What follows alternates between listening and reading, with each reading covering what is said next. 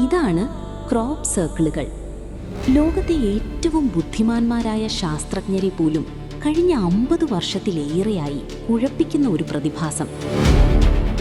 ഒരു രാത്രി നേരം വെളുക്കുമ്പോൾ നിങ്ങളുടെ വീടിനു പിന്നിലെ വിശാലമായ ഗോതമ്പ് പാടത്ത് ഏക്കറുകളോളം വ്യാപിച്ചു കിടക്കുന്ന അതിസങ്കീർണമായ ഒരു ചിത്രം തെളിഞ്ഞു വരികയാണെന്ന് സങ്കല്പിക്കുക.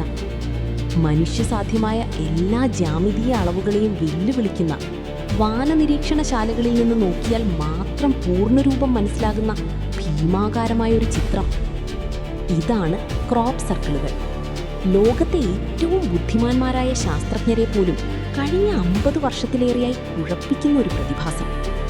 ഇതൊരു അന്ധവിശ്വാസമല്ല, ശാസ്ത്രം നേരിട്ട് കണ്ട എന്നാൽ ഉത്തരം നൽകാൻ കഴിയാത്ത ചില സത്യങ്ങൾ ഇതിനു പിന്നിലുണ്ട്.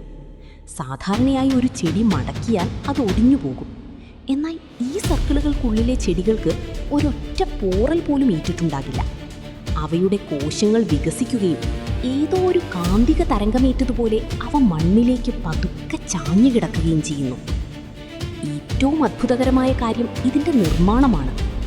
ആയിരക്കണക്കിനടി വിസ്താരമുള്ള ഈ രൂപങ്ങൾ നിർമ്മിക്കാൻ ഇരുട്ടത്ത് വെറും 4-5 മണിക്കൂർ മാത്രമാണ് അദൃശ്യരായ ആ ശില്പികൾ എടുക്കുന്നത്.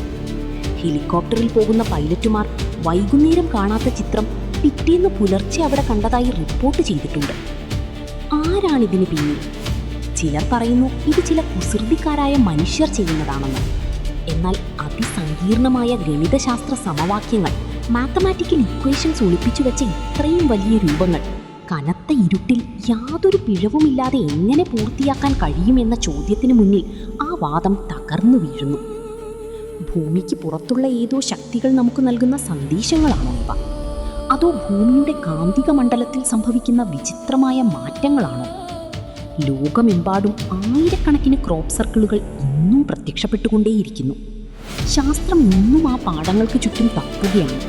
പക്ഷേ സത്യം ഇപ്പോഴും ആ മടങ്ങിയ ഗോതമ്പ് കതിരുകൾക്കിടയിൽ ഒളിഞ്ഞു കിടക്കുന്നു.